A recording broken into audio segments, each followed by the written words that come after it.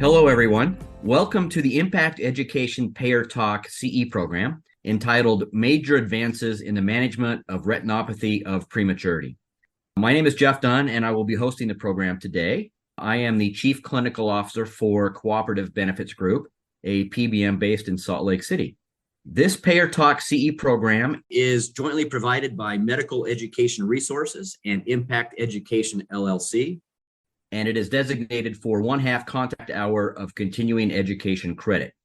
This activity is supported by an educational grant from Regeneron Pharmaceuticals Incorporated, and we would very much like to thank them for their support of this program. I am joined today by Dr. Edward Wood. Dr. Wood is a board-certified and fellowship-trained vitreoretinal surgeon expert in the management of all diseases of the retina and vitreous in both adults and children. Welcome, Dr. Wood. It's great to be here. So I was really looking forward to speaking with you, especially today, because it happens to be Children's Eye Health Month, which highlights the importance of protecting children's vision and eye health. Vision obviously plays a super important role in a child's physical, mental, and social development. Can you tell our audience about your work and some of the health burdens of retinopathy of prematurity? Definitely. So just as an introduction to myself, I see patients with retinal disease, the disease affecting the inner lining of the eye. It's neural tissue, brain-related tissue that initially collects light and sends that information to the brain to create vision. And children, especially premature children, can develop a very unique condition that affects the retina, and that's called retinopathy of prematurity. It's a potentially blinding disorder that affects premature infants. Those infants that are at risk are thought to be less than 1,500 grams of birth weight or less than 30 to 32 weeks of gestational age. Now, a full-term gestation is roughly 38, 42 weeks of gestational age, and smaller babies are at risk for developing this eye condition. Essentially, what happens in this condition is that when the baby is in utero, the retina that's developing is exposed to just the right amount of oxygen. But if the baby's born prematurely, then the lungs aren't fully developed. The baby has to be given oxygen externally through a nasal cannula or other forms of oxygen in order to give the baby all of the proper nutrients that it needs to keep growing and surviving. That actually exposes the retina that's still developing, because the baby's premature, to higher oxygen levels than it needs. And that sort of tricks the retina into thinking that it doesn't need to grow any more blood vessels. So the retina goes into this state where the blood vessels sort of stop growing. As the baby gets a little bit larger, abnormal blood vessels can sometimes grow as the need for oxygen starts to outpace the supply, because the baby hasn't grown all of the necessary blood vessel infrastructure that it needs. And so that's when we can get the disease in retinopathy of prematurity. This condition can affect babies, as we said, less than 30 weeks or less than 1,500 grams. And the younger and the smaller the baby, the higher the risk of disease. Left untreated, this disease, if it does require treatment and we don't treat it, then it would almost unanimously cause permanent vision loss, including blindness in both eyes. So it's one of the more common forms of visual loss in childhood, and it can lead to long-term visual impairment and blindness.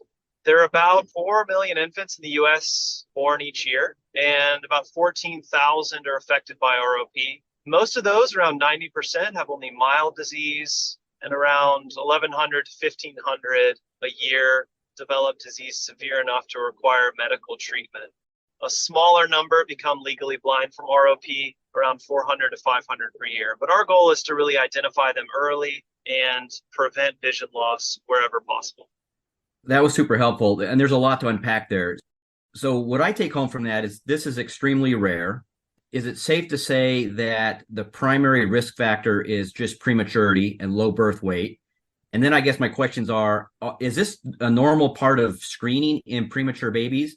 And because it is so rare, first of all, how do you diagnose it? And then how do you decide to treat it? So if mild disease, are you treating those or are you only treating severe patients?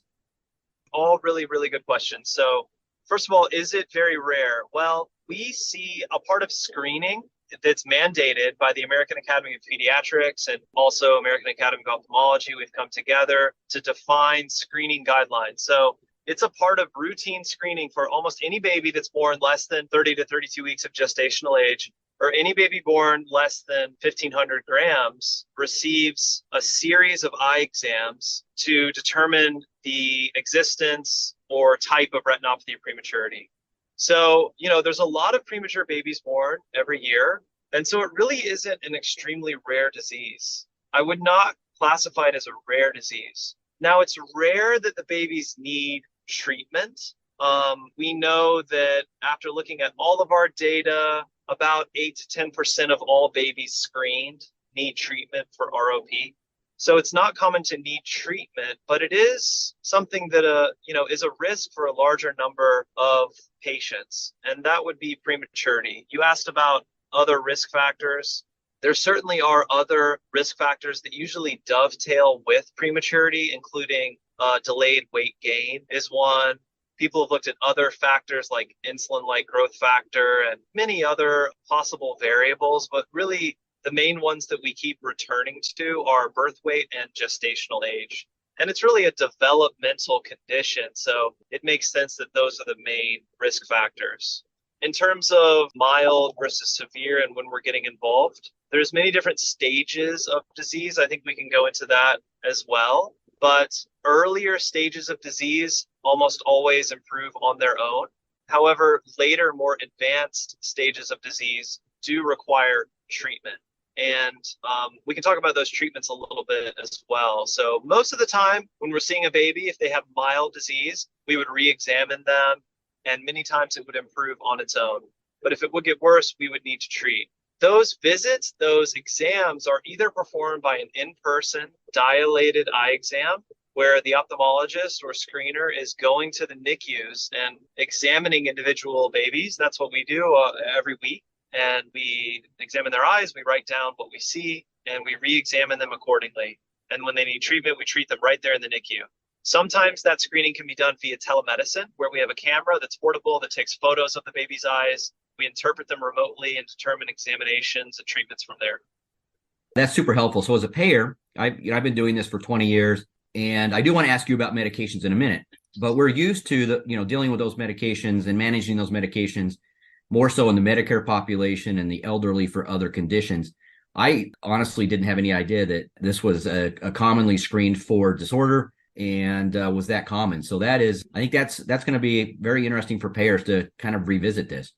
But so you mentioned, how you treat and when this happens typically. So I'm assuming you're interacting a lot with the parents for obvious reasons, but how, they're probably going to be stressed about a lot of different things, with premature babies and everything else that's going on with these babies. I mean, what does that typical conversation look like, and how do you address the need for treatment with them? That's a great question. It's a very vulnerable time for parents because many of these children have concomitant disease, other preterm associated diseases, whether that be lung conditions like bronchopulmonary dysplasia or heart conditions or possibly intestinal conditions like necrotizing enterocolitis. So prematurity is a whole body phenomenon that can affect the body and different organ systems in different ways. So we are one part of a dynamic team in the NICU. And so many times the parents are there, but the parents aren't always, at the bedside 24/7 for these babies, and we round on them at different times. So we hope to link up with them to the best of our ability. Many times the parents are not present, and we're seeing the baby, communicating the findings to the neonatologist, to the neonatology team, and then taking the extra time to really call the parents and chat with them if they're not present about how their baby's doing, especially if they're having worsening disease. So interacting with the parents, we always want to be just thoughtful and considerate because they're going through a challenging time with their new child. But if we're just screening, meaning if we're just examining them and they have early disease that's not requiring treatment, or if they have no disease, at that point, the conversation's fairly easy. It's just that we're going to examine them in about 1 to 2 weeks, again, depending on how their eye looks. and see where they're going. Likely their blood vessels are developing normally, everything's looking good. However, if the baby's getting worse or the disease is advancing, if it's nearing treatment, then that conversation is a little bit different. And that's when we start to talk about the possibility of treatment. There are different ways we can treat these babies. There are two main ways in which we treat these children. The one way that was kind of the gold standard for many years is with laser therapy. And that's done either at the bedside in the NICU or it's done in an operating room under anesthesia. And that's when we apply laser therapy using a special directed headset in order to essentially quiet down the demand for oxygen. Because the retina that doesn't have blood vessels in it is sort of sick and it's asking for more oxygen. It's asking for more blood vessels. That signal drives the growth of new abnormal blood vessels that aren't really helping. Those abnormal blood vessels are really the culprit for disease vision loss. They can cause retinal detachment, bleeding, scar tissue. So we really want to treat when we start to see the growth of these abnormal blood vessels. And by doing laser, we essentially quiet down the signal that's driving the growth of these abnormal blood vessels.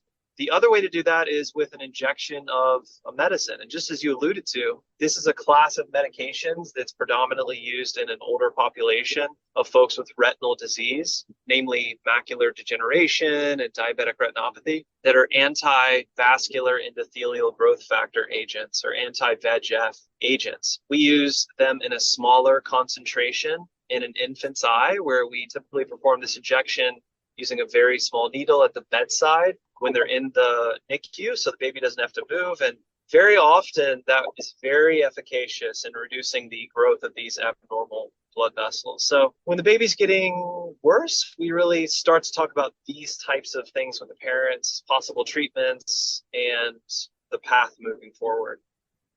So a few follow-up questions, if that's okay. So it sounds to me like this is super time sensitive.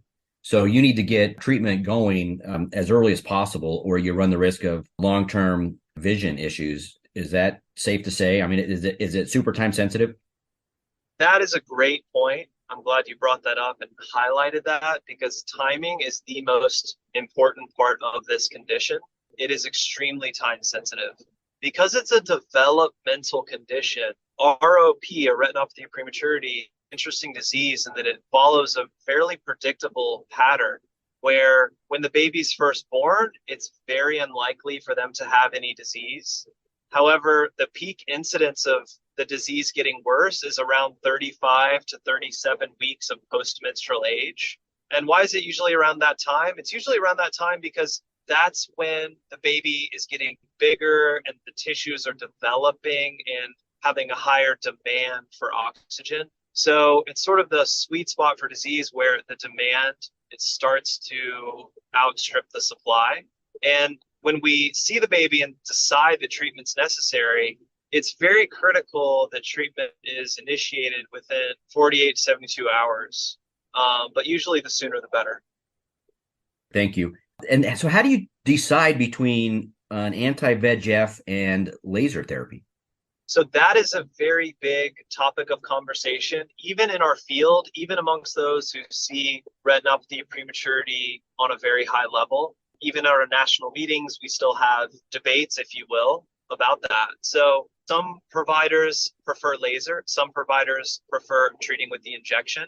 There have been a lot of studies now that have been looking at the injections, the intravitreal anti-VEGF therapy injections. And there's been a trend in these studies towards babies that have so-called more posterior disease, meaning they have less mature blood vessel growth. The blood vessels really haven't grown very much at all. And these are typically smaller babies that are of much lower gestational age and birth weight. And there's been a trend in the clinical trials towards that cohort of patients having possibly improved outcomes with the injection therapy. That's likely because the eye is just so immature that there's a high level of demand for oxygen. And the medicine really stops the growth of these abnormal blood vessels very quickly. whereas the laser is very efficacious, but it can sometimes take a little longer to take effect, right? Like we know with pharmacotherapy, it's usually a fairly quick effect. So, however, if the infant's older, and let's say the blood vessels are more mature and there is some disease developing, then that child is more likely to do well with the laser treatment.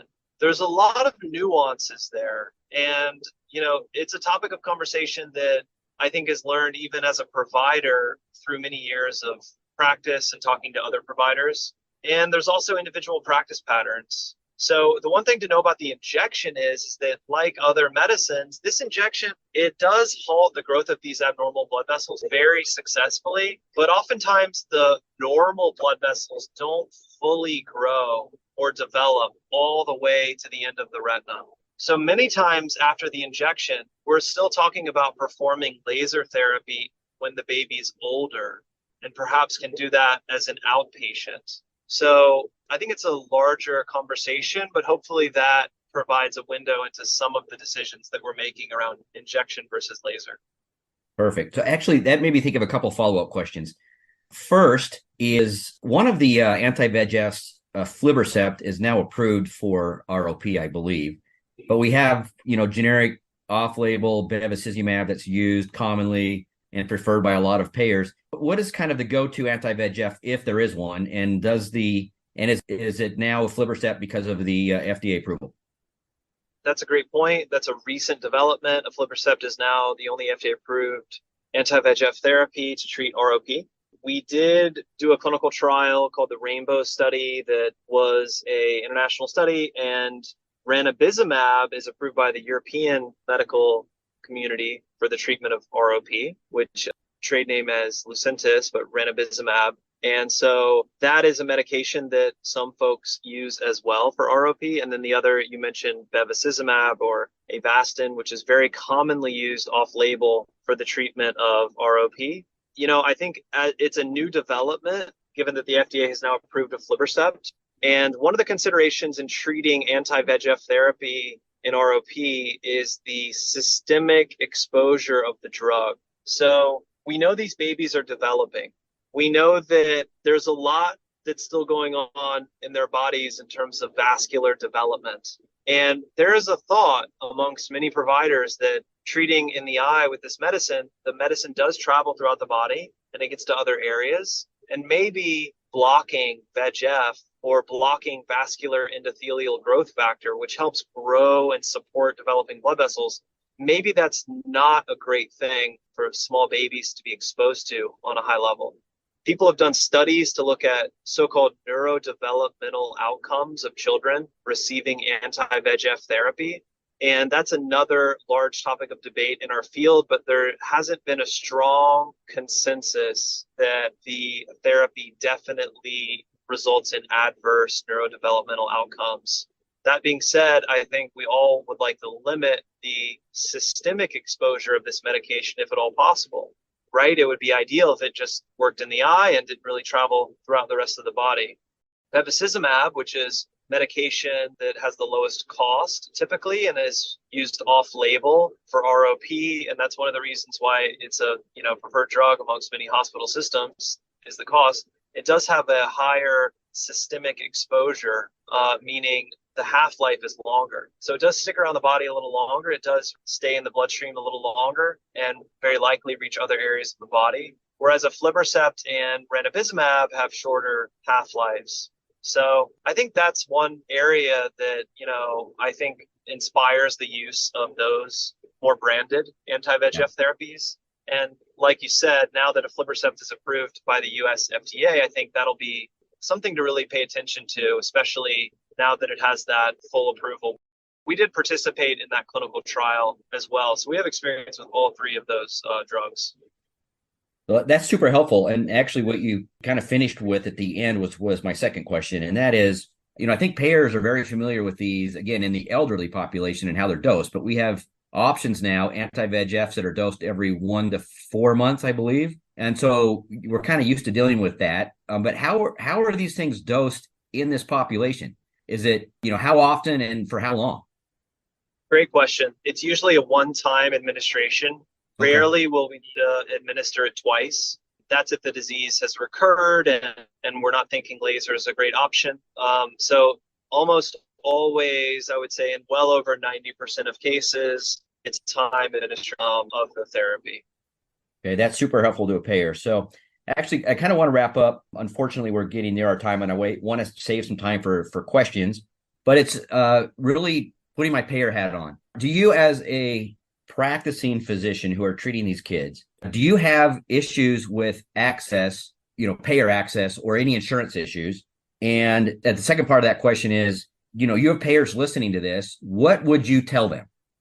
I would tell them that this is not a condition where we want to consider delay of treatment. It's not a condition where we can think about considering the possibility for authorization.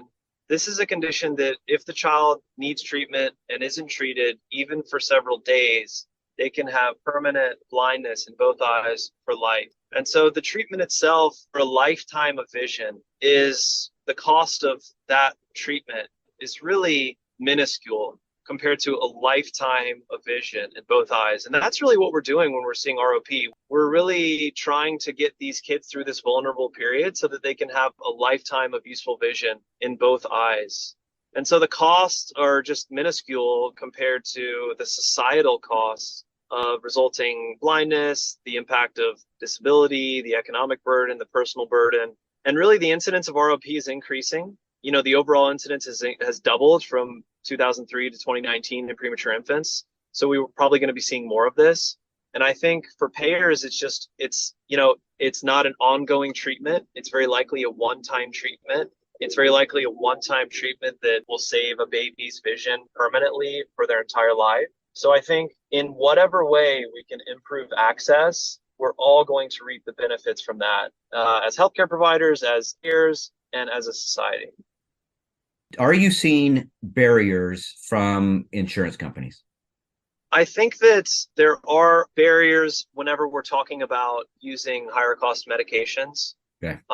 In every area. And given that aflibercept is a brand new sort of FDA approved medication, just to be completely honest with you, I don't think we've had enough time to really feel and experience the barriers, if you know what I mean. We haven't used it to the capacity to which we would start to see those arise, because currently many folks in the US are still using, off-label bevacizumab. But anytime in our field, when we're moving from off-label bevacizumab to aflibercept or ranibizumab, we very commonly experience barriers to using a higher cost medication. And I think I anticipate it here, but I don't think we've had the time to really see it because it's only been FDA approved for a very short period of time. I want to thank you. I've learned a lot listening to you, and I think you summarized it very well. But how I would summarize it to my payer colleagues is that there is screening for this, which is great, but we need to make sure that we are looking at that screening. We need to evaluate whether or not we're putting in place inappropriate or artificial barriers. And one of the key points to me was that this is dosed one time, and it has to be done very quickly. And I just want to point out again that these drugs are relatively inexpensive, especially if we're dosing it once. And so, if we look at that versus the clinical consequences of potentially impacting somebody's vision, this is something we need to pay attention to. And if we do have bevacizumab steps, which are probably applicable because of what we do in DR and macular degeneration, we probably need to reevaluate in this population. And it's not going to be a budget buster, and it's the right thing to do. So I've learned a lot. And again, I appreciate your comments, Dr. Wood. And I would now like to open the discussion to our audience for some questions. And it looks like we've had some questions come in. So thank you very much for submitting those. So I'll just jump right in. Dr. Wood, the first question is, how much time typically elapses before untreated ROP advances to vision loss? Great question. So the indication for treatment is defined as type 1 ET-ROP. So there's a very formal and programmatic definition for what treatment requiring ROP is. And what that is it's a certain type of disease called stage 3, where you get the growth of new abnormal blood vessels. And It's also the presence of plus disease, which is where the blood vessels become dilated or enlarged, and tortuous or more squiggly in how they appear. So they become more dilated and tortuous. Those two things are the main indicators of treatment. When we do see those features, we know we need to treat within 48 hours. Sometimes 72 hours is reasonable, but treatment should not be delayed past that. Perfect. The next question I think is interesting, and that basically, is there a point of no return? So the question is, at what point, or is there a point where the disease progresses where it can no longer be effectively treated? Yeah, that happens rarely. Sometimes the disease continues to progress despite our best efforts at treating it. If the baby's very small, if the disease is very, very aggressive, we're applying treatments appropriately, but the disease continues to progress. That happens very rarely. Other times, we're seeing babies that sometimes were treated perhaps a little later than advisable, and then we start to get the growth of scar tissue that results in a retinal detachment. That can no longer be treated with medical therapies or laser. That requires incisional retina surgery, which is something that we do not commonly for ROP, but it is something that we do as a sort of a backup plan to try to save whatever vision possible. When we are talking about retinal detachment requiring surgery, we're talking about preserving, some level of useful vision, but there will be some level of vision loss. So again, as early as possible. Right. That's right. As early as possible when the treatment's needed. We need to move quickly, usually within a day or two. And if we delay and we're caught, or if the baby's trying to transfer, we're waiting on approval, then that's when these babies can get into trouble and we're not really able to get back to where we could have been. All right, now we're running up against time, but I want to maybe squeeze in a couple last questions here. One is, can you kind of reiterate the treatment or the decision that goes into deciding between an anti-VEGF and laser photocoagulation? Definitely. A part of it is practice patterns. We all know that providers prefer certain treatment over other providers. That's just something that happens all across medicine in every field. So that's a piece of it. But in general, I think the smaller the baby, with less developed blood vessels, more folks might trend towards using the injection anti-VEGF therapy, whereas larger babies with much more developed blood vessels, folks might tend a little bit more towards using laser, but there is considerable overlap. Perfect. And then the last one, we kind of talked about therapeutic response in the earlier on. What do we mean by that? I mean, how would you define what a good therapeutic response is? It is the regression of those abnormal blood vessels, usually stage 3. That's the new blood vessels growing that are abnormal. And then the regression of what's called plus disease, that dilation and tortuosity of the blood vessels in the eye. So we can see those things visually, ophthalmoscopically. We also know that untreated, the disease is going to continue to progress. So we see improvement, we see stabilization, and the regression of abnormal features in the eye. Perfect. I wish I could ask you more questions, but unfortunately, we do need to conclude the webcast. I would like to thank you very much for your presentations and answers to the questions. I would also like to take one more opportunity to thank Regeneron Pharmaceuticals Incorporated for their support of this activity. So that concludes today's webcast. For other continuing education activities, if you are interested, please visit Impact Education's website, Managed Care Eye, that's EYE, managedcareeye.com.